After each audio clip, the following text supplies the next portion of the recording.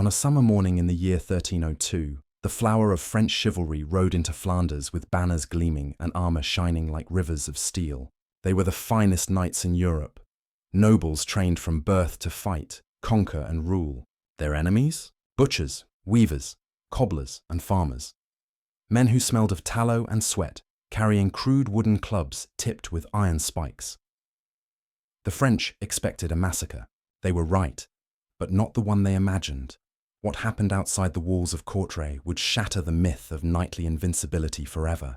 It was here, in the muddy fields of Flanders, that thousands of peasants, men without horses, without armour, without titles, faced the armoured elite of France and annihilated them. In one afternoon, an army of commoners smashed the social order that had ruled Europe for centuries. This wasn't supposed to happen. Medieval warfare was built on hierarchy, the belief that courage, discipline and honour flowed from noble blood. But on July 11th, 1302, that illusion drowned in a ditch filled with armoured corpses and broken lances. What the peasants carried weren't just weapons, they were symbols of rebellion. Each crude club, each homemade spear, each rusted chain swung that day became a declaration that the old world could bleed. By sunset, the battlefield belonged to the men who had once been ruled by those they now buried. And in that mud, beside fallen banners and crushed helmets, a new Europe began to rise, one built not by kings but by hands calloused from work, and hearts too stubborn to kneel. Because when the knights charged at Courtrai, they weren't just charging peasants, they were charging history itself. In the late 13th century, Europe was a continent chained by privilege. At the top, knights and nobles, glittering in steel and silk. At the bottom, millions of peasants, their hands calloused, their lives measured in harvests, taxes and hunger. Nowhere was that contrast sharper than in Flanders, a region that was, ironically, one of the richest in Europe. Flanders cities, Bruges, Ghent, Ypres, were bursting with trade and cloth production. Their guilds powerful, their merchants wealthy, but that wealth didn't belong to the people who earned it. It was siphoned away by the French crown, whose kings demanded taxes and obedience while offering nothing but soldiers and humiliation in return. By the year 1300, resentment in Flanders was simmering like oil over a fire. The local count, Guy of Dampierre, had tried to maintain autonomy, but when he defied King Philip IV of France, the French invaded. Bruges, the pride of Flanders, was seized by French troops, knights and men-at-arms, who treated the city not as a proud ally, but as conquered spoil. The French occupation was brutal in its arrogance. The local populace was disarmed, forbidden to carry weapons. French officers quartered themselves in Flemish homes, eating their food, taking their daughters, mocking their language. Even the merchants, men who had built their fortunes through trade, not war, were forced to kneel when a French noble passed by. The tension wasn't just political, it was personal. Every insult, every coin stolen, every kick from a French boot was a reminder that the so-called masters of Europe saw the common man as livestock. Meanwhile, French nobles were bleeding the countryside dry. New taxes on grain, livestock and wool drove small farmers into ruin. Markets that once fed cities now barely sustained villages. The guilds, proud and stubborn, refused to bow to Parisian demands, and the French crown responded by sending even more soldiers. The spark came not from kings or generals, but from the streets. In Bruges, whispers of rebellion began to circulate among butchers, weavers and merchants. They met in taverns, in churches, in the shadows of the city's tall spires. Their leader wasn't a nobleman or a knight, but a local militia captain named Peter de Cunning, a man of fierce conviction and even fiercer hatred for French arrogance. Peter wasn't educated, he wasn't rich, but he understood one truth that no noble ever grasped. When enough common men are humiliated, fear dies. And when fear dies, even kings should tremble. By early 1302, Flanders was a powder keg. The French garrison in Bruges, led by the governor Jacques de Châtillon, had turned the city into an occupied fortress. De Châtillon was everything the Flemings despised. Arrogant, cruel, and utterly convinced that peasants existed only to serve. When the French governor raised taxes again, this time demanding payment in silver instead of grain, it was the final insult. The people of Bruges had nothing left to give except their fury.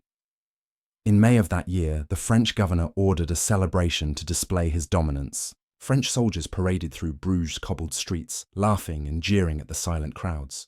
The next morning, they began house-to-house searches for weapons, dragging suspected rebels into the open. But the people had been waiting.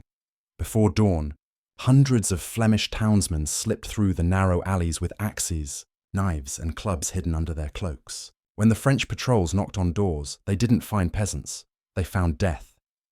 The uprising began in silence and ended in screams. The Flemish killed every French soldier they found, shouting the words that would become legend. Schild en vriend. Shield and friend. A test phrase to identify locals from foreigners, since French tongues could not pronounce it correctly. By noon, the streets of Bruges were red with blood. French knights, caught in their nightclothes, were butchered before they could reach their horses. Inns burned, soldiers fled, and the garrison was annihilated. When it was over, thousands of French troops were dead, their corpses piled in the city squares. This single day became known as the Bruges Matin, a peasant apocalypse that sent shockwaves across Europe. Word spread fast. In Paris, King Philip raged and swore vengeance. In Flanders, villages erupted in rebellion. Farmers who had never held weapons before now forged them from plowshares. Blacksmiths made spiked clubs, iron-shod maces, and crude polearms. They were preparing for the inevitable response, because everyone knew the French would come. And they did. An army of the mightiest knights in Europe, armoured from head to toe, marching north to crush the rabble who had dared raise their hands against nobles. But what the French didn't know, what they couldn't imagine, was that the peasants of Flanders weren't planning to run. They were waiting for them, in open fields, with sharpened stakes, spiked clubs, and vengeance. The age of the armoured knight was about to meet the fury of the common man. When dawn broke over Bruges on May 18, 1302, the city that had slept under French boots for 2 long years awoke to something it hadn't felt in a generation.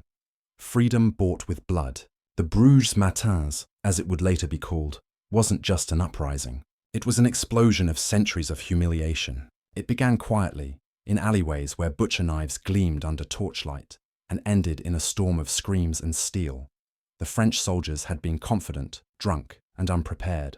They were knights and men-at-arms, warriors who had crushed rebellions across Europe. But in Bruges, they weren't fighting armies. They were facing neighbours they had mocked, servants they had beaten, and peasants who had lost all fear. When the first French patrols went door to door, expecting docile obedience, they found themselves surrounded by townsmen armed with cleavers and mallets. The cry went up, "Schild en vriend!" Shield and friend. Anyone who stumbled over the Flemish words was cut down on the spot. The massacre spread like wildfire. Blacksmiths, weavers, tanners and dockworkers surged into the streets, dragging armoured soldiers from their beds and killing them where they stood. Knights tried to mount their horses, only to find stable doors barred and crowds waiting with hammers. The narrow streets of Bruges, perfect for trade and markets, became death traps where cavalry was useless. In those cramped lanes, skill and armour meant nothing. Strength, rage and numbers ruled. By noon, thousands of French soldiers lay dead in the gutters. The city that had once bowed to France now echoed with victory shouts and the tolling of church bells, a defiant hymn of rebellion. When news of the massacre reached King Philip IV, his rage was biblical. He called it treason, heresy, and barbarism all in one breath. To him, the people of Bruges weren't citizens. They were insects that needed to be crushed. He ordered an army assembled immediately, the flower of French chivalry, thousands of knights, squires and mercenaries drawn from the greatest noble houses in Europe. Their mission was simple: erase Bruges from the map and make Flanders bleed until no one ever dared defy France again. But while France gathered its army, Flanders was already preparing for the storm. Peter de Cunning, the clothworker who had helped spark the uprising, began organising the chaos into order. He was joined by Jan Bridel, a butcher whose cleaver had already taken more than a few French heads. Together, they became symbols of Flemish defiance, one representing the guilds, the other the working men who had nothing to lose. Under their leadership, the scattered militias of Flanders began to unite. Villages sent men, guilds sent money. Even the poorest farmers came, bringing whatever they had: axes, flails, or tools reforged into weapons. What emerged was not an army in the traditional sense. It was a people's army, raw but determined. They had no cavalry, no siege engines, no noble commanders. What they did have was fury, and the will to fight for their land, their families, and their pride. For centuries, knights had defined war in Europe. Battles were decided by mounted nobles charging across open fields, their armour glittering, their banners waving. But the Flemish knew that to face knights on their own terms was suicide. They would fight differently, on ground that favoured them, in ways the French had never imagined. As the French army gathered near Lille, more than 8,000 armoured knights and men-at-arms under Robert de Artois, the Flemish prepared their defences near the city of Courtrai. They knew the French would come through the plains, and they knew what would happen when they did. The marshy ground near Courtrai was treacherous, soft, uneven, riddled with ditches and streams, perfect terrain to trap horses and slow armoured men. The Flemings dug pits, flooded fields and sharpened wooden stakes, turning farmland into a killing ground. They planted banners made from guild emblems and blessed their crude weapons in churches turned into armories. Meanwhile, the French nobles laughed. To them, the idea that peasants could stand against knights was absurd. One chronicler recorded a French commander boasting, "We will crush them so swiftly that it will take longer to polish our spurs than to end this rebellion." They saw the Flemish not as soldiers, but as an inconvenience, a mob to be scattered. What they didn't see was that this mob had learned something fundamental. Courage isn't born of training, but of desperation. In Bruges, widows and children gathered the armour and weapons stripped from the dead French. Blacksmiths reforged them into usable gear. Merchants donated coin and supplies. Priests gave blessings that sounded more like war cries than prayers. For the first time, the city wasn't bowing to the cross of France, but raising its own banners. Red lions on gold, the colours of Flanders. The uprising that began in one city was now a movement that stretched across an entire province. By the time the French army began its march north, tens of thousands of Flemings were ready. Farmers left their fields. Merchants closed their shops. Sons and fathers marched together, carrying spears, axes, and homemade maces capped with iron spikes. They weren't soldiers, but they had one advantage knights never did: unity born of shared suffering. As they gathered near Courtrai, Peter de Cunning stood before them and spoke words that no chronicler ever fully recorded. But everyone remembered their meaning. "Today we fight not for kings, not for lords, but for the right to live free. Let the knights come, let them drown in our fields." When he finished, the crowd roared so loudly that French scouts reported it could be heard for miles. The massacre at Bruges had been the beginning, a spark in the dark. But what was coming next would be something far greater. The world was about to witness a battle that would redefine the meaning of war itself, when peasants stood unbroken before an army of knights and changed history forever. The smoke from Bruges had barely cleared when word of rebellion spread like wildfire through Flanders. In taverns, in marketplaces, in churchyards, whispers became oaths. What began as vengeance had become something larger, a war for dignity, for home, and for the right to exist without kneeling. The French crown called them heretics and criminals. But among the Flemings, they began to call themselves the communes, a word that meant more than militia or army. It meant us. It meant every man who had been beaten, taxed, or mocked by a knight in shining armour. For centuries, Europe had been told that God placed men in their stations, nobles to command, peasants to obey. But in 1302, that lie began to break. In the workshops of Ghent and the fields of Courtrai, men who had never lifted a sword began forging weapons meant for killing knights. Blacksmiths hammered ploughshares into blades. Woodcutters shaped clubs tipped with iron spikes. Shoemakers and carpenters built shields out of wagon boards, painting them with the crests of their guilds. Lions, hammers, anvils, scissors. Symbols of work turned into symbols of war. They had no formal training, no shining armour, no mounted cavalry. But they had what knights didn't: purpose. Each man knew exactly what he was fighting for: his home, his wife, his children, his honour. And at their head stood Peter de Cunning and Jan Breidel, the heroes of Bruges. Their names became rallying cries. Songs were sung about them before the first battle even began. Their courage gave shape to chaos. Peter organised militias by guild. The weavers and dyers formed one regiment, the blacksmiths another. Butchers, carpenters, even fishermen took ranks under their own banners. It wasn't a feudal army, it was a brotherhood of trades, a republic of rage.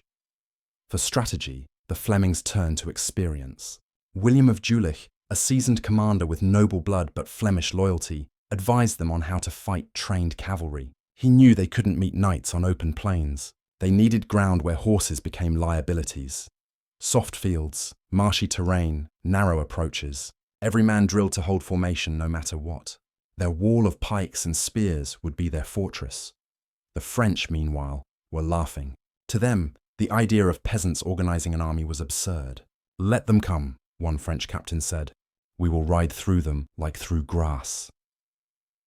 The Knights of France were the most feared warriors in Europe, disciplined, armoured, and invincible in open battle.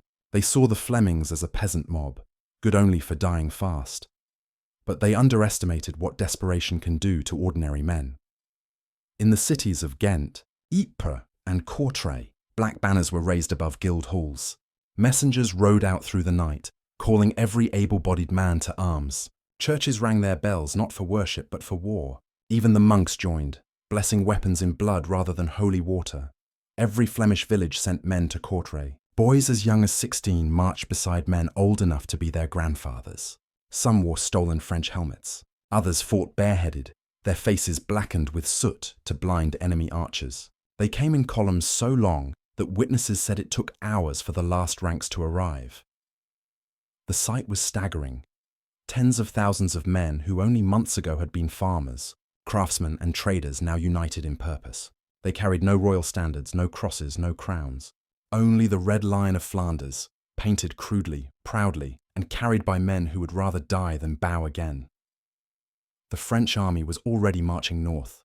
Robert II of Artois, cousin to King Philip, led more than 8,000 knights and men-at-arms, supported by thousands of crossbowmen and infantry. It was, by all accounts, the mightiest army France had ever sent against its own subjects. When word reached Courtrai, Peter de Cunning called his captains together. They met in the old market square, the same place where French soldiers had once trampled the people. Now, the citizens stood on those stones as free men. Their plan was simple and terrifying. They would not run. They would meet the French head-on, but they would do it on their terms, on ground they had chosen, ground that would turn French armour into an anchor. The battlefield lay just outside Courtrai, near the Groninger stream. The land was flat but soft, crisscrossed by ditches and farm canals. In dry weather it was fertile. After weeks of rain, it was a trap. The Flemings reinforced it further. They dug pits and flooded fields, placing sharpened stakes to impale charging horses. When the work was done, the Flemish army took its position. No drums, no horns, no royal banners, only silence. Rows upon rows of men standing shoulder to shoulder, shields locked, spears braced. Some prayed, others spat in their hands and tightened their grips. Chroniclers later said that from a distance, they looked like a wall of iron growing out of the earth, a wall that did not move. In the French camp, laughter echoed. Noblemen polished their armour and argued about who would take the most prisoners for ransom. They believed this would be a slaughter, a single glorious charge, then the peasants running like rabbits. But in the Flemish camp, there was no laughter, only resolve. They knew what awaited them. They had seen knights up close, had smelled their arrogance, had buried their dead. They understood that tomorrow's battle would decide not just Flanders' freedom, but the very idea that common men could stand against nobles and win. As dusk fell, Peter de Cunning stood before his men and raised his club, the same weapon he had used in Bruges. "Tomorrow," he said, "the knights will learn what it means when the people of Flanders take up arms." The men cheered, not with bravado, but with the grim defiance of those who have already made peace with death. That night, the wind carried the sound of church bells across the fields, the last prayers of a people who knew dawn would bring either glory or annihilation. By sunrise, the fields of Courtrai would be filled with banners, hooves, and blood. The greatest knights of Europe were coming, and waiting for them, barefoot in the mud, were peasants who had sworn to make history with spiked clubs. At dawn on July 11, 1302, mist hung low over the fields near Courtrai. The air was heavy, the ground slick with rain. Somewhere beyond that pale fog, two worlds waited to collide. the armoured aristocracy of France and the barefoot fury of Flanders. The French army stretched for miles, a parade of banners and polished armour glinting in the weak morning light. Their commanders, Robert II of Artois, Jacques de Châtillon, and dozens of noble lords, rode at the head of 8,000 knights and men-at-arms, their horses pawing at the mud. Behind them came thousands of infantry and crossbowmen, mercenaries and levies, all confident that today would end in an easy victory. They looked across the shallow valley and saw what they believed was a rabble. Lines of peasants and craftsmen standing in silence. No cavalry, no gleaming armour, no siege engines, just thousands of men gripping wooden poles, crude maces and pikes. Their banners were painted with lions and hammers, symbols of labour rather than lineage. To the French nobles it was almost insulting. Robert of Artois sneered. "These peasants think they are soldiers," he said. "We shall trample them like wheat." The French plan was simple, the same plan that had crushed countless foes. The cavalry would lead, breaking the enemy lines with sheer momentum, followed by infantry to finish the survivors. It had worked in Italy, in Spain, in every rebellion across Europe. No one, not kings, not dukes, not emperors, had ever stopped a charge of French knights in full armour. But the Flemish commanders had chosen their ground with precision. The fields of Groningen were soft and waterlogged, crossed by narrow ditches that horses couldn't see until they stumbled into them. The Flemish had dug more during the night, hiding them under grass and brush. Each ditch was a death trap, wide enough to swallow a warhorse whole. At the edge of their lines, the Flemings had planted rows of sharpened wooden stakes, angled toward the enemy. A crude but lethal hedge against cavalry. Behind those stakes stood 11,000 men in dense formation, shoulder to shoulder, shields locked, pikes braced. They waited in total silence. When the French horns finally sounded, the ground itself seemed to tremble. The first wave of cavalry, hundreds of mounted sergeants, spurred forward, armour clattering, hooves pounding like thunder. The sight was magnificent, terrifying. To the peasants watching, it must have felt like the wrath of heaven charging toward them. The knights lowered their lances and thundered into the mist. Then came the first shock. As the horses hit the soaked fields, their speed faltered. Hooves sank deep into mud. Lances wavered. Riders fought to keep control, but the ditches hidden under the grass turned the charge into chaos. Horses stumbled, men fell, and the once perfect formation disintegrated before it reached the Flemish lines. Arrows whistled through the mist, not in organised volleys, but from guild archers who knew the terrain. Horses screamed and toppled, throwing their riders into the stakes. The first line of French cavalry smashed against the Flemish front like a wave against a cliff, and the cliff did not move. The Flemish ranks absorbed the impact with brutal discipline. Spears drove upward into horses' bellies. Clubs and maces rose and fell in a rhythm of slaughter. Men-at-arms tried to swing swords, but in the crush there was no room. Some knights were pulled from their saddles, trampled by their own comrades. Within minutes, the front ranks of the French charge were gone, swallowed by mud and blood. Robert of Artois, furious, ordered a second charge. This time, it was the elite of French chivalry, hundreds of the richest and most experienced knights in Europe. They thundered forward, banners flying, determined to crush the peasant wall through sheer will. The result was the same, only worse. The fields that had already been churned into sludge became a graveyard. Horses floundered, armour filled with water, men drowned in mud. Flemish pikemen stabbed upward through gaps in plate, dragging knights down like fishermen hauling nets. Once on the ground, the nobles were finished. Their heavy armour turned into prisons. Peasants swarmed over them, bashing helmets with hammers until skulls caved in. Chroniclers later said that the air was so thick with the stench of sweat, mud and blood that even the victors could hardly breathe. The sound was deafening, steel striking steel, horses screaming, men choking in their helmets. Still, the French attacked again. Robert of Artois himself rode into the fray, screaming curses, his golden spurs flashing in the sunlight. For a brief moment, he broke through the Flemish line, only to find himself surrounded. A spear pierced his horse, sending him crashing to the ground. Before he could rise, Flemish soldiers descended on him. The man who had sworn to trample peasants was hacked to pieces beneath their clubs. When their commander fell, the illusion of invincibility shattered. The French knights hesitated. The third charge faltered before it began. Behind them, infantry and crossbowmen tried to push forward, but the retreating cavalry blocked their path. The battlefield became a maelstrom of panic, knights trying to flee while others still advanced, horses colliding, banners falling.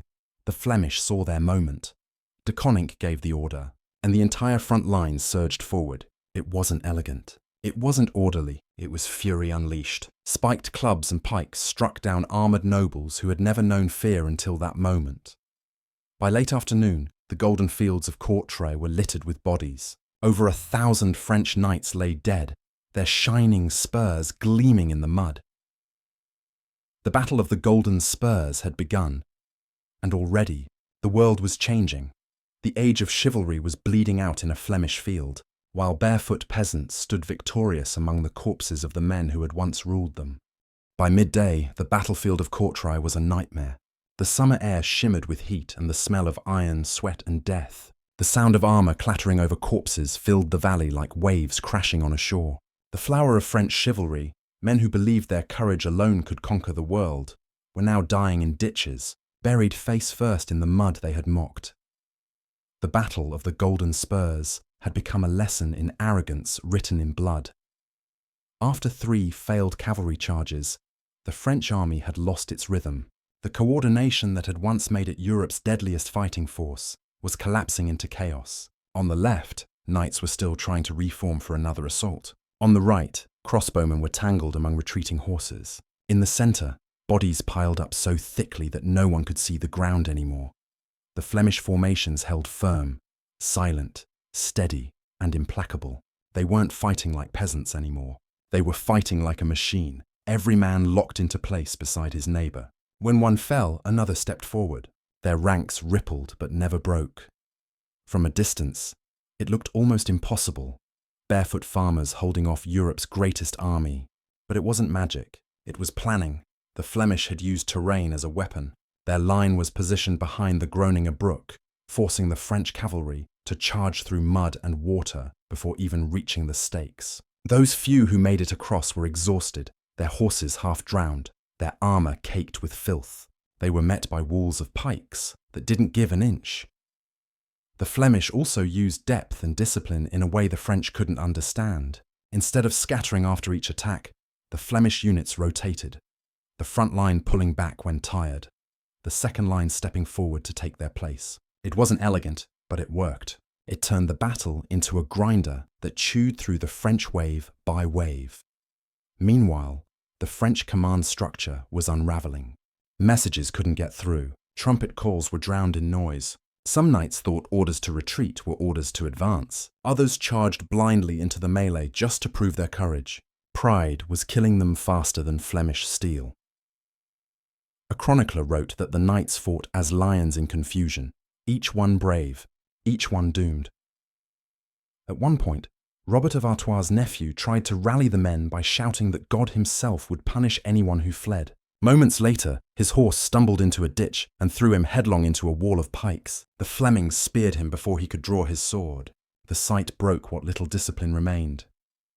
The battlefield had become a trap, not just of mud and stakes, but of momentum. Every new French attack had to cross the bodies of the dead.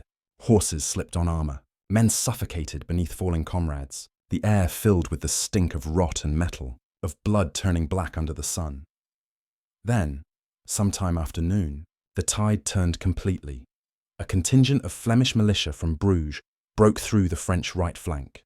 They didn't have lances or swords, just long clubs with iron spikes. They swung in wide, brutal arcs, smashing through helmets and ribs. The sound was hideous. The dull, wet percussion of flesh meeting iron. Knights who had once hunted peasants for sport were now crawling away, begging for mercy from men who had none left to give. By now the French rear was in panic. The crossbowmen, seeing the cavalry destroyed, dropped their weapons and fled. Those who tried to run were cut down by their own knights trying to retreat. The French banners fell one by one, blue, gold, crimson, disappearing beneath the press of bodies.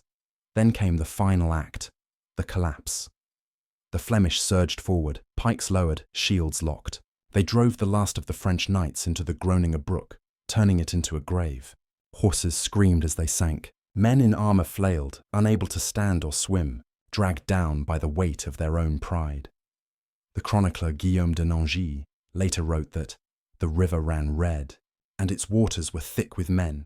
It was not exaggeration. Thousands of corpses choked the stream. The French army, Europe's greatest, ceased to exist.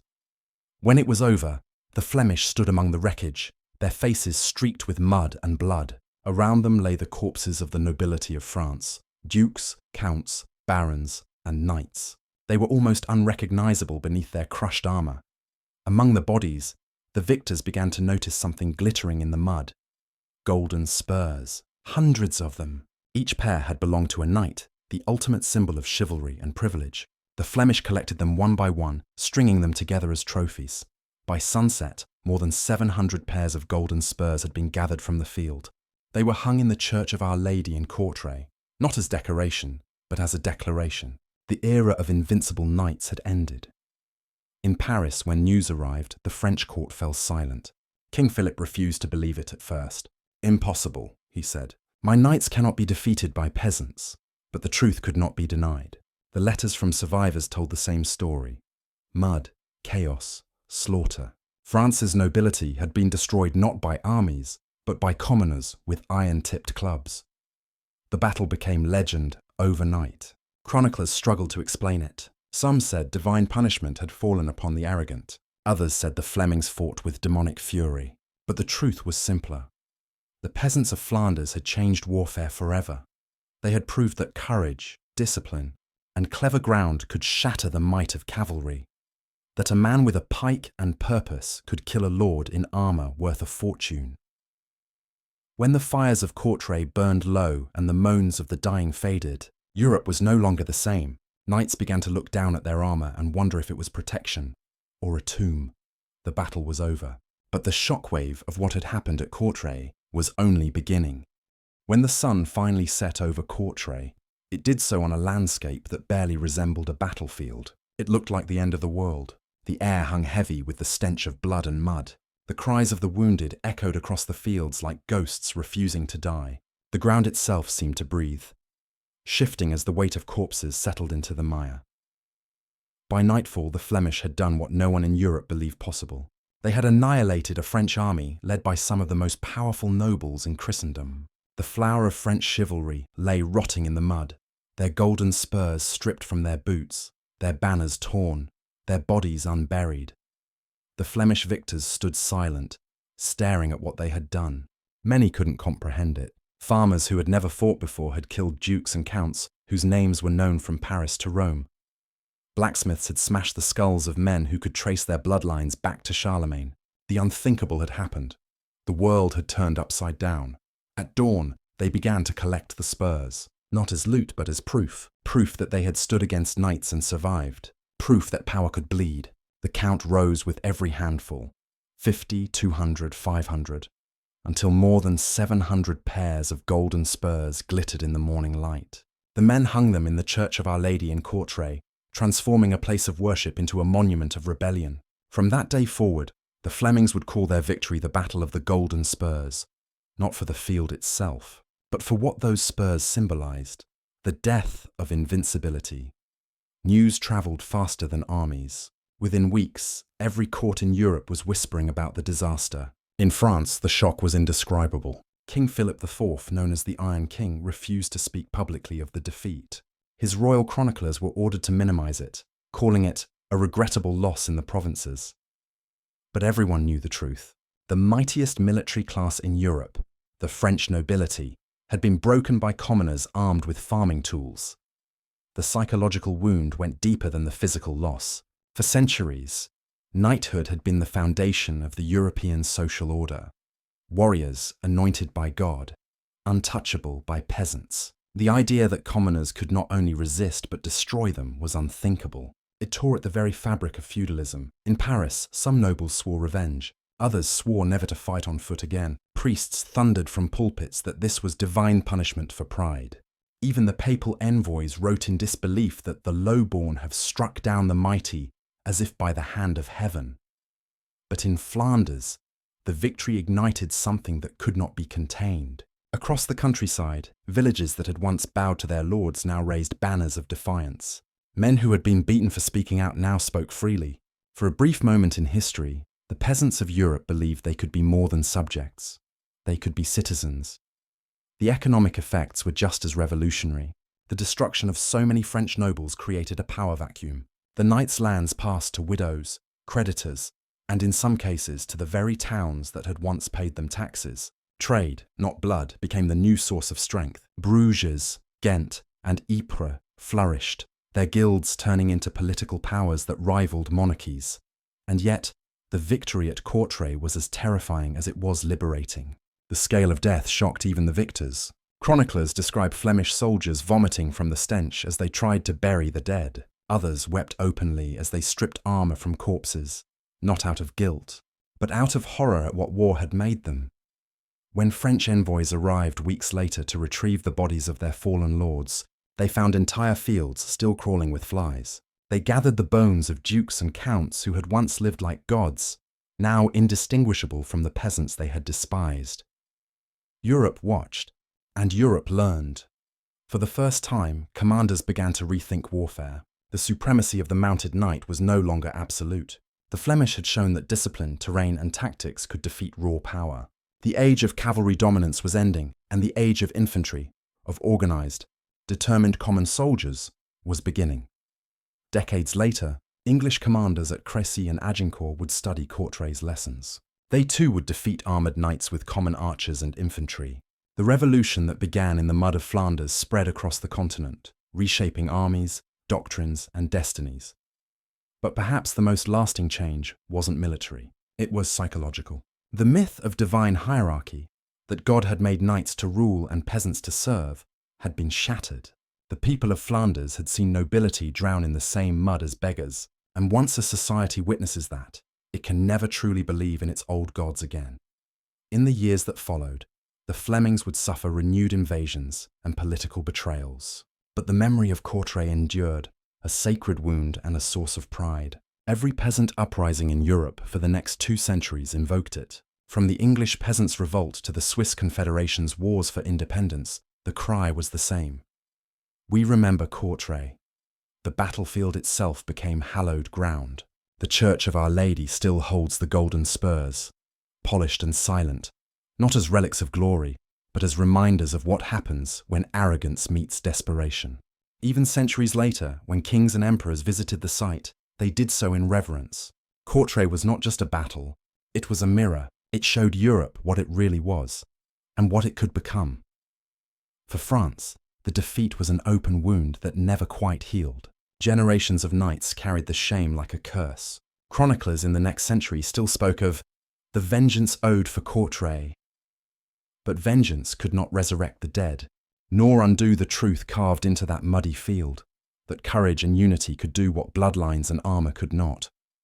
The Battle of the Golden Spurs was more than a victory. It was a revelation. It proved that the greatest weapon in history isn't steel or horseflesh. It's belief. Belief that ordinary men, fighting together for something greater than themselves, can overturn the world.